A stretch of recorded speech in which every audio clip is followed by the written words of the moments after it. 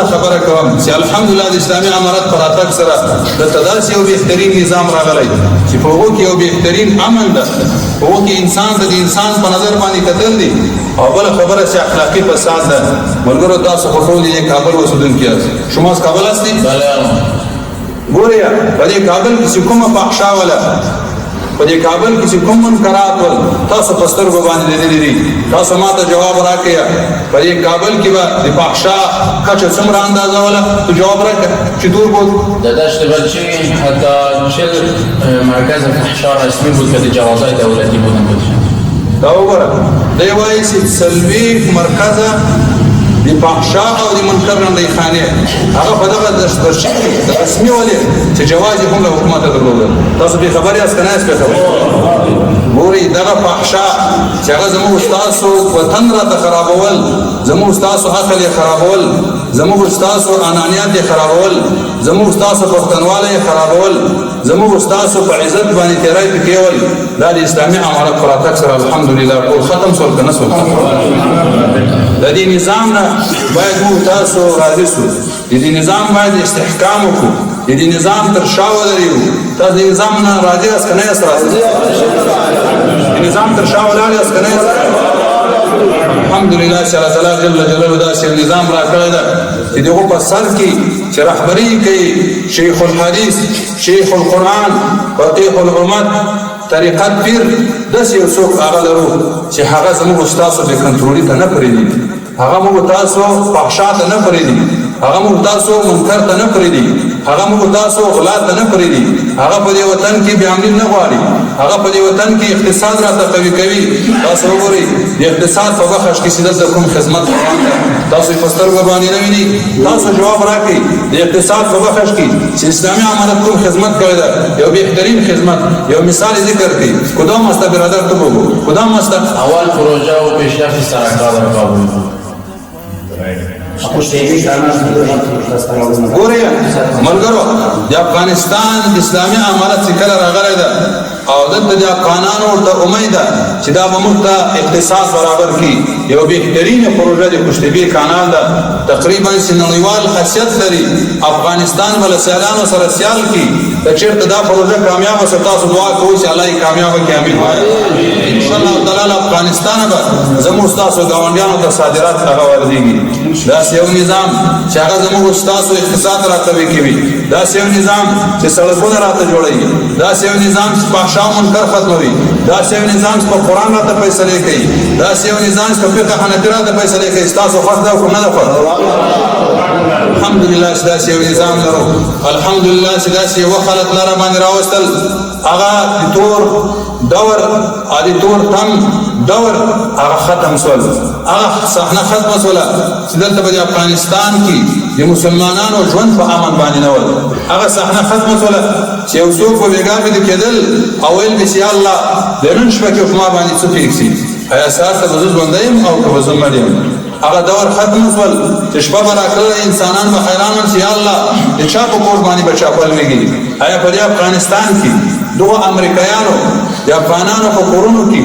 تلاشي وکړي که نه وکړي؟ دغه افغانانو کورونه یې په وینو باندې ولړل که نه ولړل؟ د افغانستان د مسلمانانو په مساجدو کې سپي وګرځول که نه وګرځول؟ هغه خلک چې دیموکراسي نظام غواړي، هغه خلک چې جمهوریتي نظام غواړي، موږ هغو ته وایو چې د خدای په لحاظ تاسو زموږ وروڼه یاست، تاسو ته موږ دعوت درکوو راسئ په دې افغانستان کې اسلامي نظام ده، هغه نظام چې الله تعالی ته خوښ ده. جمهوریتي نظام به ستاسو صرف دنیا یو څو اسباب در برابر کړي، لیکن شرعي نظام، قرآني نظام، اسلامي نظام، امارتي نظام ستاسو د دنیا او د آخرت په غم کې ده. هغه دا غواړي ستاسو دنیا هم برابر شي، هغه دا غواړي ستاسو آخرت هم برابر شي. قرآن کریم کې الہ العالمین مومنانو په حق داس فرمایي اللهم ربنا آتنا فی الدنیا حسنه وفي الاخره حسنه. مومنان په دنیا کې چې الله دا دعا به مومنان کې چې الله مو دنیا ژوند برابر کې، یا الله د آخرت ژوند برابر کې. صحیح په جمهوریت کې وستادي دنیا ژوند یو څه برابر شوی ول، پیسې به ډېرې اخیستې، ډالر به ډېر اخیستې، فحشا به ډېر کړي، منکر به ډېر کړي، شراب به ډېر خوړلي، کبابونه به ډېر خوړلي، زناګانې به ډېر کړي. خو چې وګورئ په محشر کې بیا حساب ستا هغه سخت ورځ را روانه ده چې الله رب العالمین دا فرمایي انا الدیان انا الملک اين ملوک الارض زبا چایم ز جزا ورکوم چې زموږ بادشاہان چیرته دي دغه بادشاہان کامثال زل لکه داسې زری وي داسې بزنی وي لکه نری واړو مګتانه هغه به تعالو هم زل زیرت باندې هغه راګرځي هر چا د افغانانو سره غدر کړی هر چا د مسلمانانو سره غدر کړی دی هغه د کناټو مابین کې یو بیرغ زړیږي ټول میدان محشر ویني اوای به هاذا غدر پلان دا د پلانې زوی غدر د مسلمانانو سره کړی ملګرو زموږ استاد د اسلامي امارت ضعیف د اسلامي امارت مشر لا افغانانو سره کوم خیانت کړی نه کړی ګور افغانانو ته حریت راوستل افغانان د اشغال نه خلاص کړل افغانان مستقل کړل او کوم کسانو چې زموږ وطن ته امریکایان راوستل کوم کسانو چې امریکایان باندې زموږ کورونه تراشي کړل کوم کسانو چې امریکایانو چې زموږ مساجد کې وګرځول آیا الله ورته حساب وکړي او کبینه وکړي په محشر کې موږ تاسو ته حساب او کبینه وکړو مګرو خبره ده چې باید تاسو نور وکړئ باید نور کسانو تاسو دوکانه کې د بهرنیو په تبلیغات په نور لاړ نسو هغه خلک په واتس اپ او ټوئیټر فحشا منکرات پخش کوي او تاسو په اخلاقی ته دعوت کوي هغه کسان چې اسلامي امارت په مشرانو په بدی خبرې کوي هغه کسان چې په اسلامي قرآني نظام چې بدی خبرې کوي زوایم چې په دا دعوت ورکوي چې د خدای په لحاظ نو توبه وباسي نو تاسو راسي په افغانستان کې د سکون او د اطمینان ژوند وکړئ او تاسو د الله تعالی جل جلاله رضا وغواړئ دا داسې یو نظام دی چې ان شاء الله تعالی تاسو دنیا هم برابرۍ آخرت هم برابرۍ الله تعالی جل جلاله دې په دې مختصر خبرو باندې او تاسو ټول د عمل نصیب کړي الله دې په دې خاور کې اسلامي قرآن نظام قائم دائم ولري الله تعالی جل جلاله خو دې زموږ تاسو ژوند په اسلامي نظام کې تیر کړي او الله تعالی جل جلاله دې زموږ تاسو هغه ورونو ته هدایت وکړي چې هغه د کفارو هغه د اروپا په تبلیغاتو باندې د امریکایانو په تبلیغاتو باندې وکړي دي او افغانستان یې پرې کړی اول تکلیف دی د امریکایانو سپیوز د پریمین دي د شرم خبره ده کنه ده دغه خاور کې جنت ده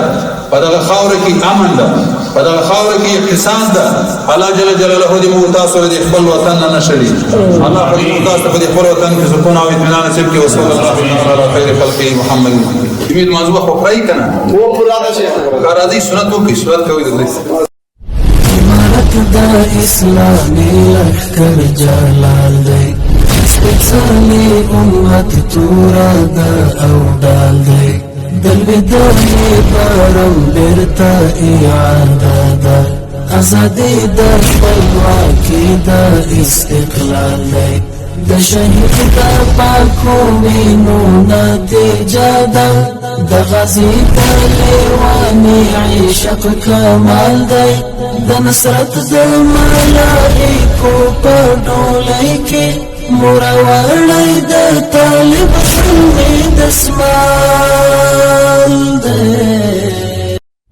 امارت د اسلامي لښکر جلال دی سپیڅلی امت تورا دا او ډال دی